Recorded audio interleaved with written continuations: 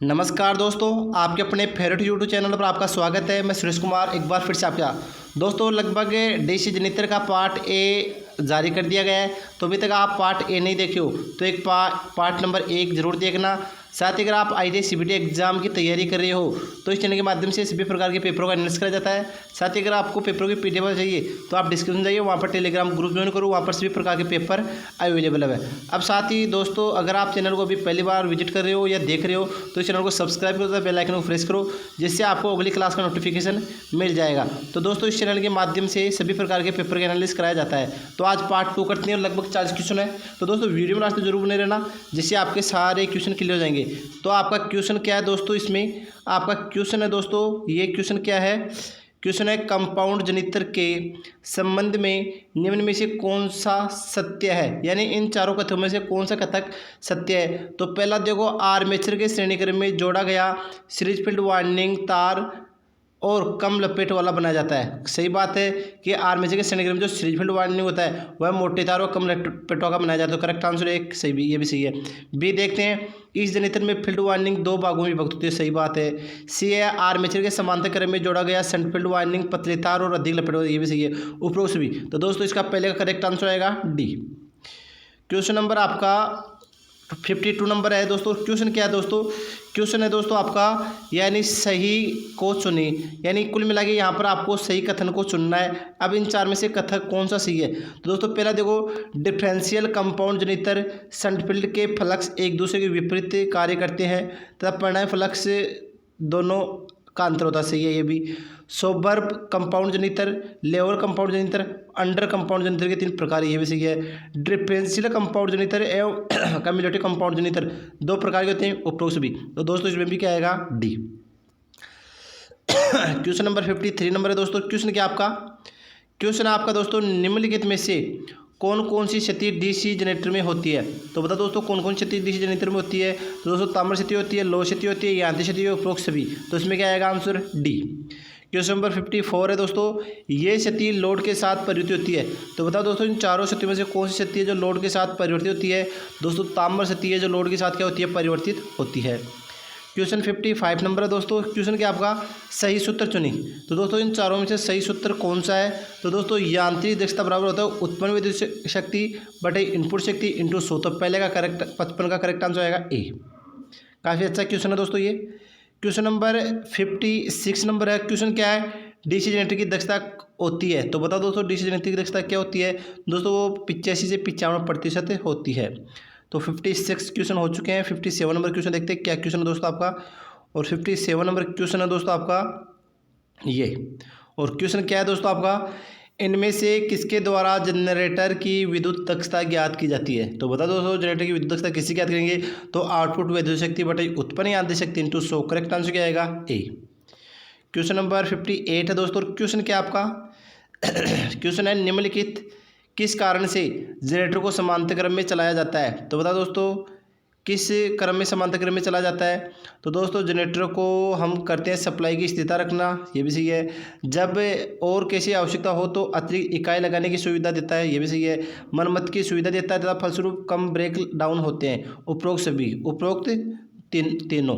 तो दोस्तों ये उपरोक्त तीनों आएंगे इसमें, ठीक है। क्वेश्चन नंबर 59 नंबर है दोस्तों। क्वेश्चन क्या है, किस अवस्था पर 2 जनरेटरों समांतर में चलाया जाता है। तो बताओ दोस्तों किस अवस्था में 2 जनरेटरों को समांतर में क्रम में चलाया जाता है। तो दोनों जनरेटर की वोल्टेज समान जो सही है, धन से धन जुड़ा हो और ऋण से ऋण जुड़ा, ये भी सही है।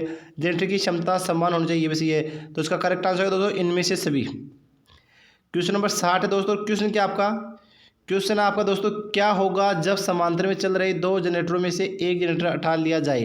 तो बता दोस्तों क्या होगा। तो पहले की उत्तेजना धीरे धीरे कम होगी और दूसरे की धीरे धीरे बढ़ेगी। तो correct answer C. Question number 61 है दोस्तों। क्वेश्चन क्या है, डायनेमो का सिद्धांत है। तो बता दोस्तों डायनेमो का क्या सिद्धांत है। तो डायनेमो दोस्तों Faraday law of electromagnetic induction के सिद्धांत पर कार्य करता है। तो correct answer A. Question number 62 है दोस्तों, फ्लेमिंग के वाम हस्त नियम प्रयोज्य है। तो बताओ दोस्तों किसके लिए आवश्यक है ये नियम। तो दोस्तों ये आपकी मोटर पर लागू होता है वाम हस्त का नियम। अगला क्वेश्चन है दोस्तों क्वेश्चन नंबर 63। और क्वेश्चन क्या है दोस्तों, यदि एक दिश द्वारा जनित्र की चाल को बढ़ाया जाए तो जनित विद्युत वाहक बल क्या होगा, तो यानी उसकी चाल बढ़ा रहे हैं तो उसका विद्युत बल क्या होगा दोस्तों, तो उसका विद्युत बल क्या होगा, बढ़ेगा। तो करेक्ट आंसर ए। क्वेश्चन है स्थिर चाल पर चलने वाले श्रेणी वैष्टिक जनरेटर में भार धारा में वृद्धि के टर्मिनल वोल्टेज है। तो बताओ दोस्तों क्या होंगे इससे टर्मिनल वोल्टेज, तो दोस्तों वो भी बढ़ेंगे। तो correct answer A. Question number 65 number है दोस्तों। क्वेश्चन क्या है, किसी मशीन की दक्षता अधिक होगी यदि, तो बताओ दोस्तों इसकी अधिक दक्षता कब होगी, जब हानि निम्न होगी तो उसकी दक्षता अधिक होगी। क्वेश्चन अगला है, डीसी जनरेटर में ध्रुव कोड से ध्रुव व निम्नलिखित द्वारा आबद्ध रहते हैं। तो बताओ दोस्तों किसके द्वारा होते हैं, तो वो शंकुखात पेच के द्वारा होते हैं।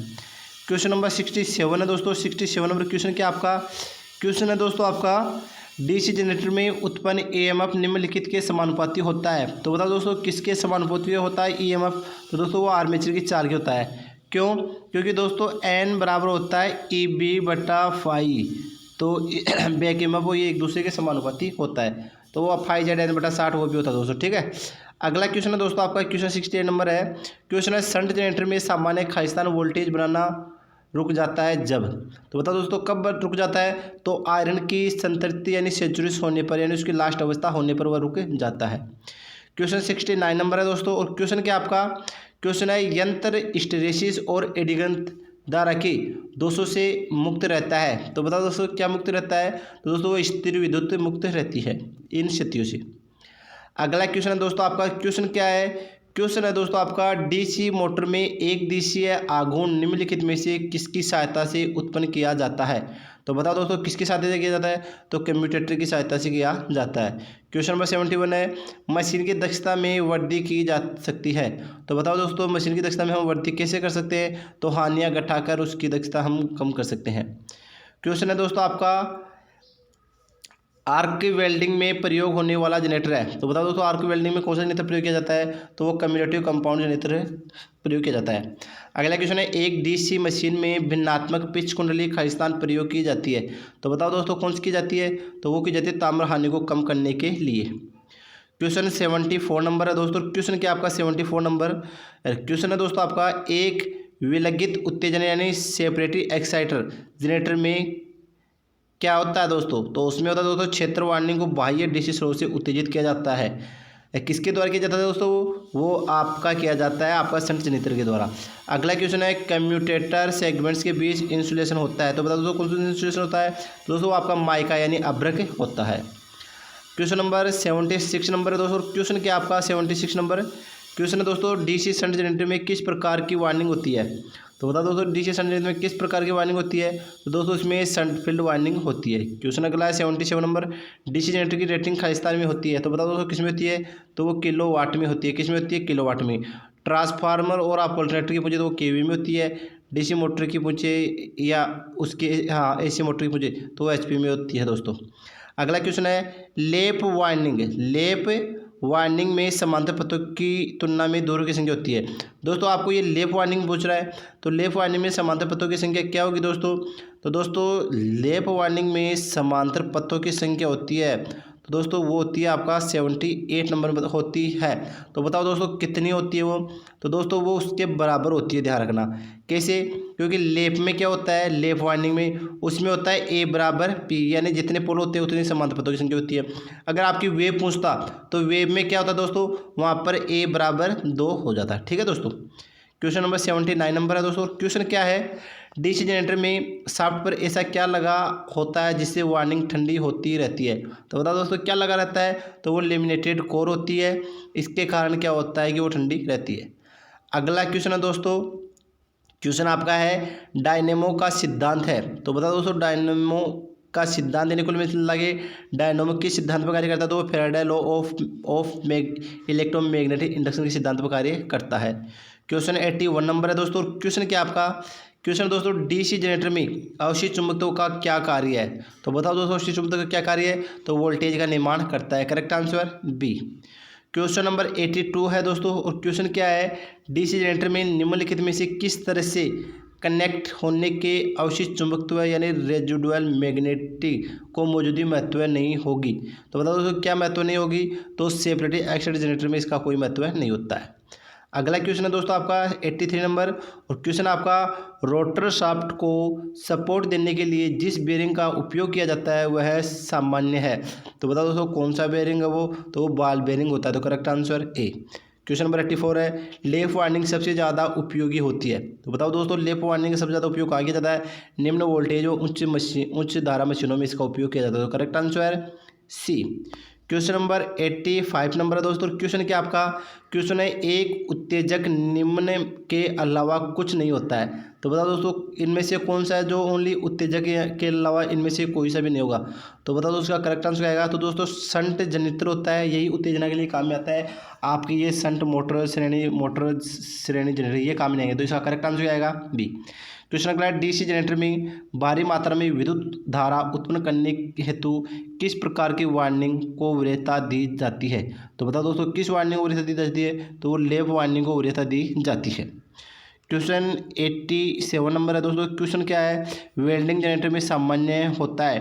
तो बताओ दोस्तों वेल्डिंग जनरेटर में सामान्य क्या होता है, तो उसमें लेप वार्निंग होती है। तो करेक्ट आंसर ए। क्वेश्चन अगला है, एक 4 पोल 30 धारा जनरेटर 1500 आरपीएम पर चल रहा है, तो आर्मेचर धारा की आवृत्ति क्या होगी। तो दोस्तों एफ बराबर क्या होता है, P/N/120। ठीक है दोस्तों, तो पोलों की संख्या कितनी है 4, आर यानी एन गुणन गति कितनी है 1500। ठीक है दोस्तों, क्वेश्चन दे रखा है, और 120।